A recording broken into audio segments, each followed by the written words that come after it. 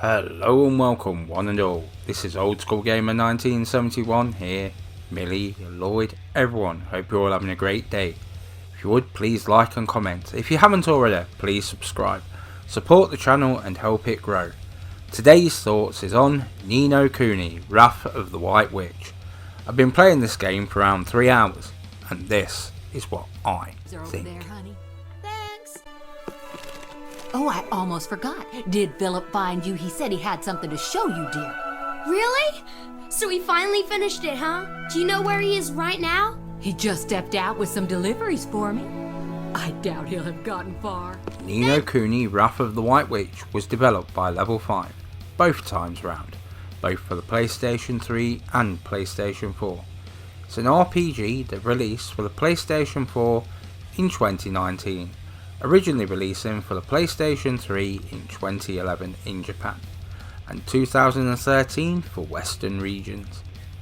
Its origins lie in a DS game called Ni no Kuni Dominion of the Dark Djinn, which released in 2010. This is a significantly improved version. During my mum's last days, this was the game that when it was late at night she would ask me to play. The boy who was trying to save his mother in another universe, as she had died saving the boy in his home. Oh, by the way, you play as Oliver in this charming RPG.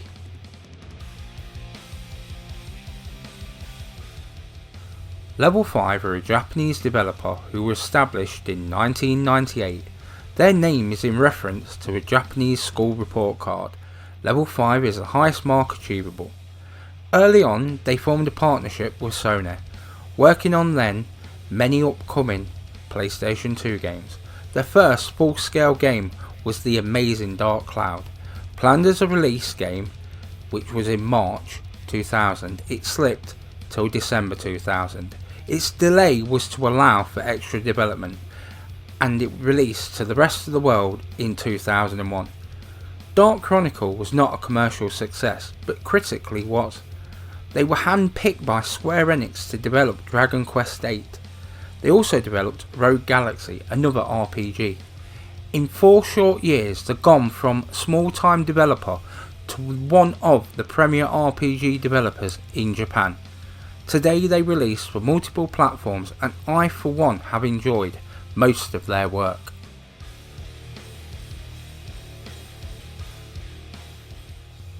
The story is about Oliver, who lives in Motorville. His friend Philip has been working on a new vehicle design.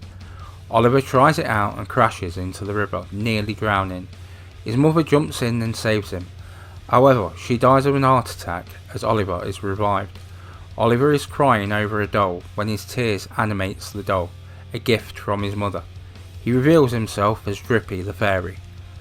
He tells Oliver of another world, one where an evil wizard called Shadar has taken control, telling Oliver that for every person in this world has a soulmate, and that his mother kind of looks like a great sage, Alicia. Thinking that Alicia is Ali's soulmate, his mother, he believes in saving Alicia may bring his mother back, and so he sets out on a journey of hope. Your journey will take place in both worlds. So is this Ni no Kuni, Wrath of the White Witch, or is it Ni no Kuni, the Rat of the Green Wench?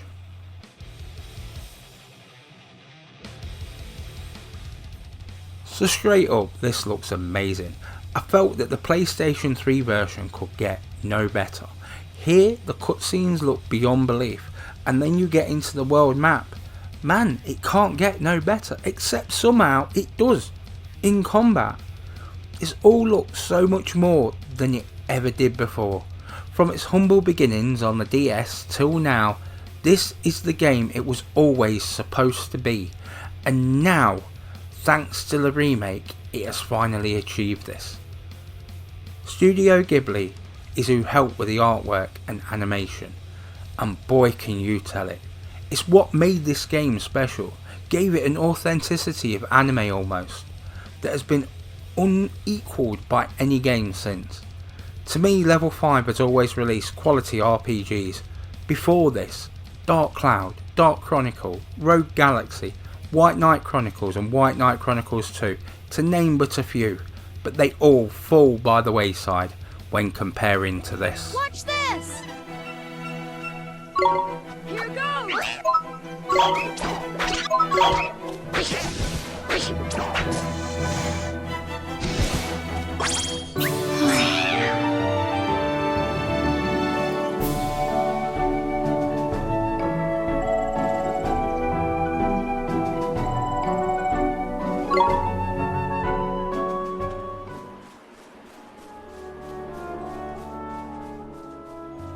The voiceover for this game is amazing.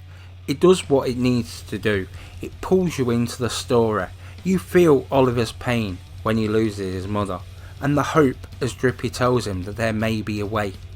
Whilst the whole game isn't voiced over, the most important parts are. To me, between the story and the characters, it makes this game a cut above the other RPGs, and certainly one that has only ever been improved with the remaster. One of the big things about an RPG is the music. It should sound epic, and here it does. The soundtrack really helps with that atmosphere. It pulls you in and fills the game with emotion. Here again it trumps many games in this department, as many companies have stepped ever closer to the Western RPG. This has stuck to its Japanese RPG roots, and I for one am happy about this. This has a great soundtrack, and it all came flooding back at the first note.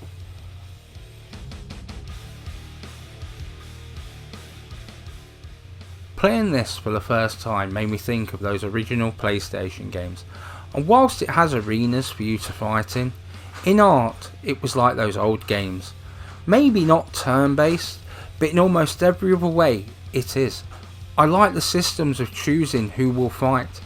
It brings about tactics. I wish other games did this. It's all carried over from the original. For me, if you like those old PlayStation games, you will love this. It is better paced than many of those old games, and the capture and morphing stuff for your familiars adds hours of fun. Combat is something you will spend a lot of the game doing. With this being a grind, any decent RPG has a grind. The fact it has depth but starts off easy, it's learning what works for you. The different familiars have different strengths and weaknesses.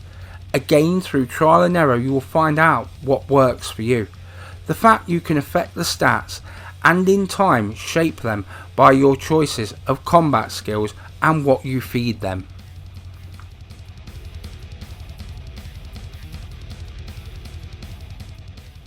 Having gone back to this game a few years later, this is an amazing game that harkens back to the olden days of RPGs. At the same time, it's like watching an anime movie, but you're actually playing it. Studio Ghibli done a fantastic job in creating this world style. I would say going back was a better experience because the game looks better, plays smoother, in short it has become a better game. Second time round pulled me in even more. I think I took a little more notice of the story the second time round. Also, I think that this time round there is even less of these games on the shelf. The remake looks impressive, and I for one, after the release of Ni no Kuni 2 Revenant Kingdom, was pining for some of the original Ni no Kuni Wrath of the White Witch goodness. Getting it and playing it, I would recommend it to old fans and traditional RPG enthusiasts.